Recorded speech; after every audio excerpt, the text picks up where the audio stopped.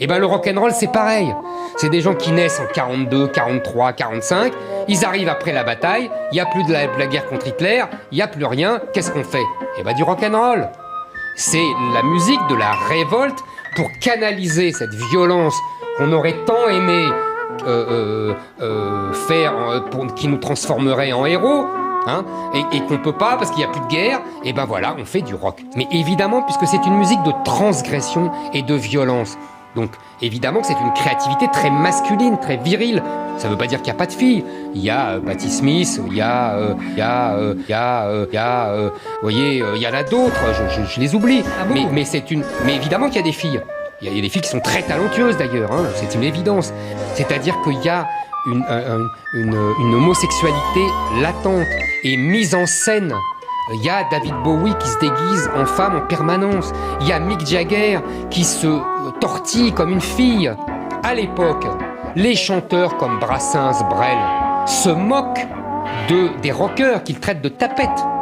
Tapette, tapette, tapette, tapette, tapette, tapette, tapette. Entre guillemets, dans les textes de chansons. Pour eux, vous voyez, ce ne sont pas des vrais hommes. Ah, gna, gna, gna, gna, ils sont phallocrates, ils sont machos, etc. Oui, ils le sont, mais en même temps, vous voyez, ils ne sont pas que ça.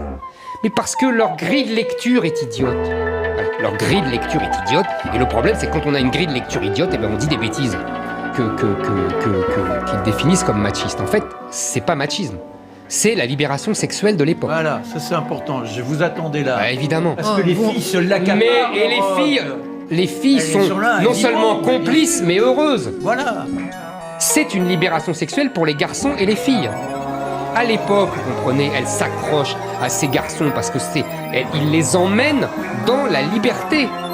D'accord? Aujourd'hui, on a des féministes qui tiennent un discours progressiste pour en vérité recycler les vieilles lunes puritaines de leur grand-mère. Libre à elles. L'affrontement aujourd'hui, il est dans quoi? On croit que c'est entre les femmes et les hommes. C'est faux. Il est entre les féministes et les femmes. C'est ça le vrai affrontement de l'époque. Et on arrive au rap. On arrive au rap.